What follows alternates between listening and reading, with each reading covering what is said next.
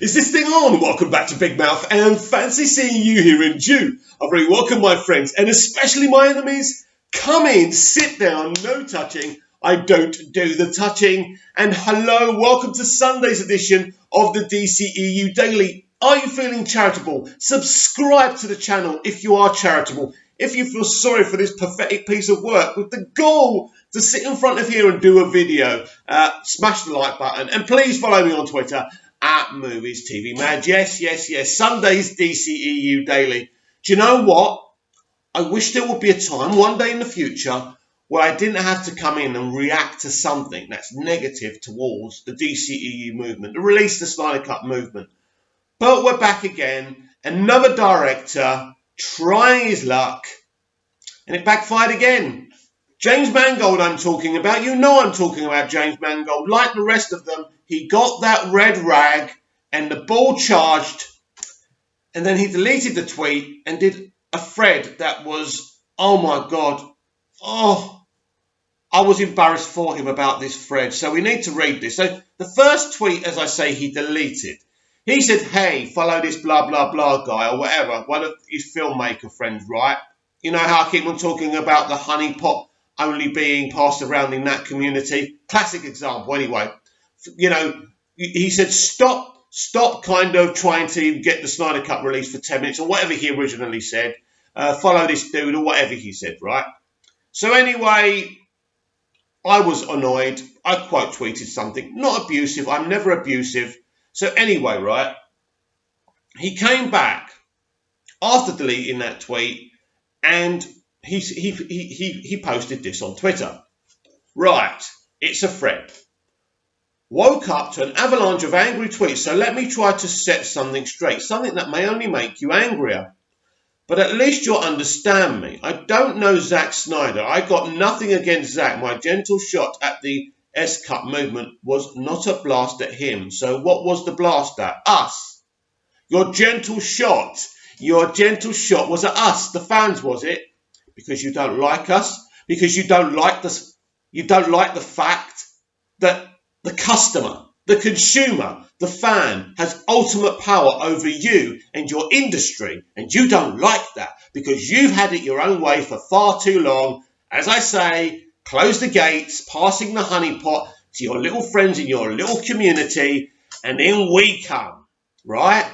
You don't know our names, you can't check our ancestry, which means you can't check our ancestry, you don't know if we should become wealthy or not, or successful, because in your mind, unless we're part of your community, nobody should become successful. Isn't that right, Hollywood? Isn't that right, James Mangold? Right, he goes on.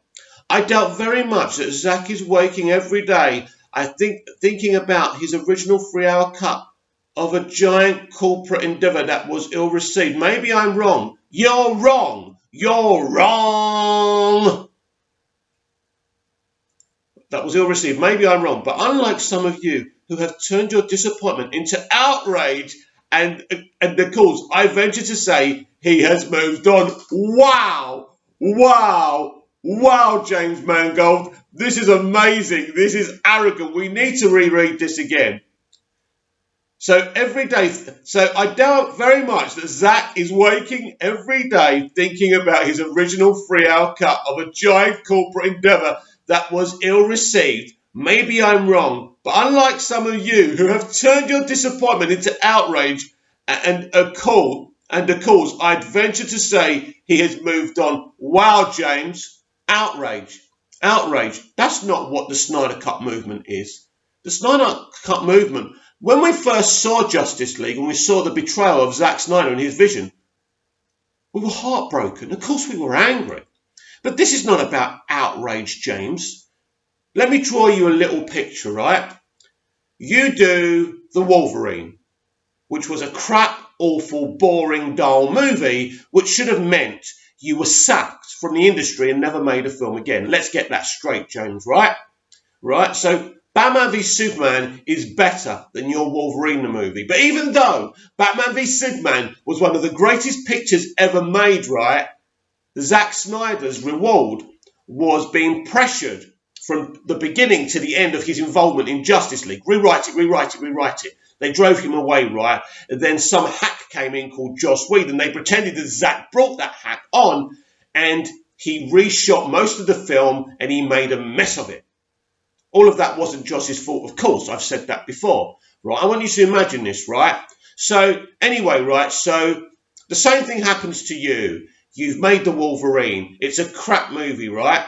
So if people hated you for the Wolverine, they should have, because it was a bad movie, right? So you get onto Logan. They're asking you to rewrite it and rewrite it and rewrite it, and in the end, they drive you off the picture. Then somebody else comes on, James, right?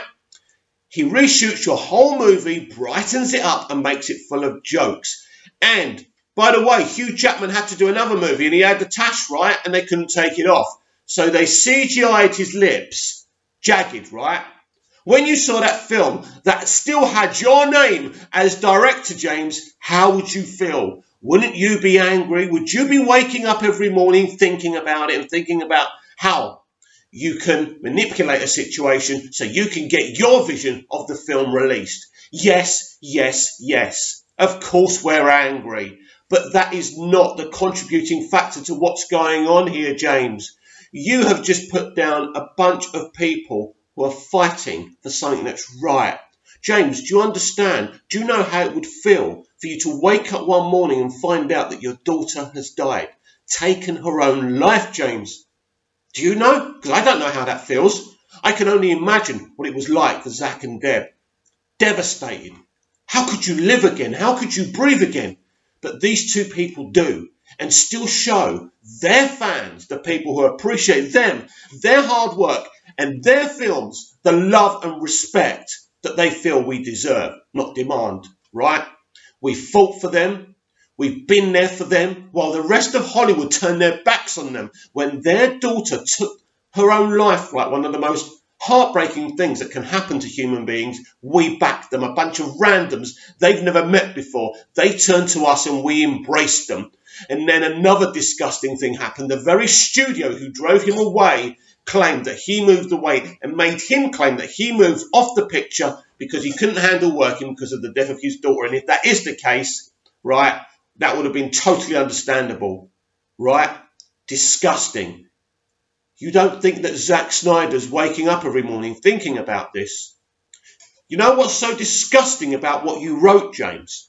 That you don't even know what you're talking about. I would have respected you a lot more if you came in on us with the right information, if you did your research. No, you're butthurt because Zack Snyder is loved for being a decent, good, artistic person with morality. That pisses you off. But what pisses you off even more, that us little fans, us piece of crap at the end of your shoe, have dared to campaign to see a vision because it shows how powerful the customer, the consumer, and the fan is. And you do not like that. How dare you come and insult us?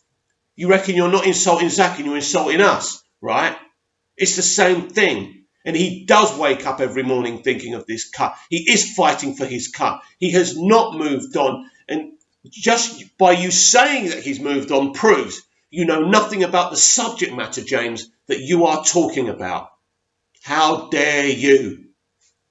As I said, I've given you a comparison, right? How would you feel if they did that to you and your film, right? Let alone if you had a daughter who, God forbid, took her own life, right? And they used that as an excuse to say, that's how you left the project. How dare you, James? How dare you? So if I was making a little joke at the love, I'd love to see another film of his. I'd love to see another film of his soon. One hopefully with massive pre-existing merch deals and a preset plan for a multi-tiered release of a multi-movie universe burdened by a corporate expectation. You mean like the Logan and the Wolverine movie you made, mate? What are you talking about, you sarcastic, arrogant? Oh. So apologies for angering anyone, as some have recognised I was just making a quip. You wasn't making a quip, mate. We know what's going on. You can't handle it, can you? You just can't handle it. I was just making a quip about vast areas of great cinema that I'm less obsessed about, not a shot at Zack. No, but you use Zack and his name and something that's trending to try and get your mate recognised. As I say, that honeypot. Only to their friends, though. Only with the ones with the right surnames, right? We mustn't let anyone else into the gates, right, James? You know what I mean, mate? You know what I mean? Sorry, I've got something in my eye. Folks, let's move on. I wish all artistic voices were heard without interference. It's great you're so supportive of Zack. Oh, we're supportive now, are we, and not angry? I truly hope what you seek is as awesome as you hope. Truce. Peace. James Mangold, you made one of the best movies of all time. No question about that. And I respect that. But you also made a very bad comic book movie, in my eyes. And I think in a lot of people's eyes. That film was a flop. Some people reckon it's a great movie. I don't. I didn't want to spend a whole movie without Wolverine, aka Logan, not having his abilities, you know, being able to be shot and stuff. I didn't think it was a very good movie. I thought it was a bad movie. I love Wolverine. I love Jackman as Logan in that movie. He's still good in that movie. And I love that young Asian girl he partners up with in the movie. I think she's brilliant. I hope to see her lots and lots of times on screen again. So I respected and admired that element of that film. But it was a bad, boring, vanilla, bland movie, right? But you still got to make Logan one of the best comic book films of all time. So I respect you for that. But I don't respect this, because this is what angers me the most about the Snyder Cut and about what happened to Zack Snyder. That not one of you, and now I don't know what's happened privately, if Zack was supported privately, but not one of you, when this all kicked off, when that film was released, came out publicly and said, this is disgusting. There is a cut. We know there's a cut.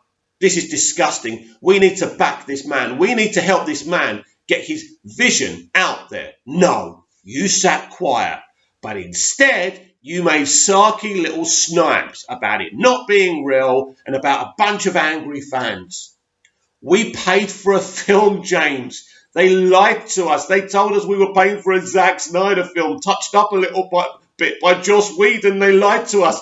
They got him to reshoot the entire picture and they put the man's name on it. As I said, how would you like it? How would you like it? I don't hate you. I don't know you. I don't love you. I don't hate you, James Mangold. But I expect better from a fellow director, a fellow creative, a fellow artist.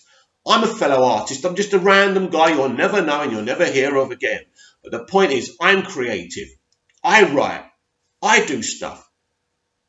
And me, as someone who's always thinking with his creative mind, would support anyone's vision that's been suppressed. Not just suppressed. What they did to him was bad. And if this happens every day in Hollywood, I tell you what, those gates that you close and only pass the honeypot around to your friends and whoever are members of your community, keep them locked, because it really isn't a place I want to be a part of. No, that's not a mainstream kind of artistic platform that I want to be a part of. You treat people like your family, like your friends. You treat people like you would want to be treated. You saw, James, what they did to him. You know exactly what they did to him. And you came out and did that load of crap to promote one of your mates. I'm not saying you're a bad person. I'm just saying that what you did was absolutely disgraceful. And the lack of action you and your fellow directors didn't show, the lack of support you didn't show Zack Snyder, says a lot about you. And it says a lot more about you, what kind of people you are, than what Zack is. Because ever since this, Zack hasn't been angry. He's been calm. And it's pretty obvious he's happy that we're going out there spreading the word about this cut, right? It's pretty obvious that he hasn't moved on, right? But he's too much of a gentleman to embarrass you on Twitter. Because that's the kind of person he is. That's the kind of people Zack and Deb are. They're good people. They're not toxic people, right? They're peaceful people. They're loving people, right? Something very wrong was done to this man. And we aren't going to stop until it's put right. That's not bullying. That's what we call compassionate. Shane, something terrible happened. We want to see the movie shown. Do you realise the amount of money we've donated to suicide prevention charities? Yeah? Do you know how much I've donated? 40,000 sterling in UK money. Yes, that's how much I've donated, a member of this movement. I don't like to show off. I don't like to tell people what I do for good causes, because I don't want to just do it because I'm a good person. I'm not a particularly good person, James. I'm a very flawed person. I'm a very bad person. I have lots of immoral thoughts. There's lots of married women I'd like to have sex with. Yeah. And if they approach me, I'll probably sleep with those married women. I'm a very flawed individual. I'm not a nice man. I'm not. But at the end of the day, right, we're all flawed. None of us are perfect. And if you were genuinely sorry for what you said, James, I take it. But at the end of the day, James, you are just one of the many in that industry, in that very, very corrupt industry. And it should never really upset me what you did and said. And it really shouldn't surprise me. Right. Now, RT Snyder Cut are doing a round table full of YouTubers and podcasters talking about the Snyder Cut, right? So basically, RT Snyder Cut are asking us, YouTubers and podcasters and bloggers who support the movement, to do a round table and just talk about the situation and what's going on. Now, I've been asked, am I going to apply for this? No, I'm not going to apply for this. I'm a very small YouTuber. I don't even have 900 subscribers. I barely get 50 to 100 views on each video. Look, they can't obviously accept all the applicants. And who are they going to reject? The big deals, your ping pong flicks, your screen junkies, your John Aaron Gazas? No, they're going to get on the round table. And us little guys and girls are going to be rejected. So I'm someone who doesn't like to waste their time.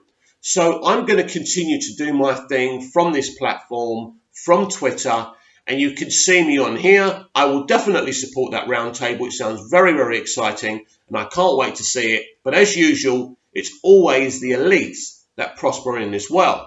Some cream rises to the top, and some cream, like me, stays sour. Comment down below, like, share and subscribe, and I'll be back tomorrow with even more DCEU Daily. See you again soon.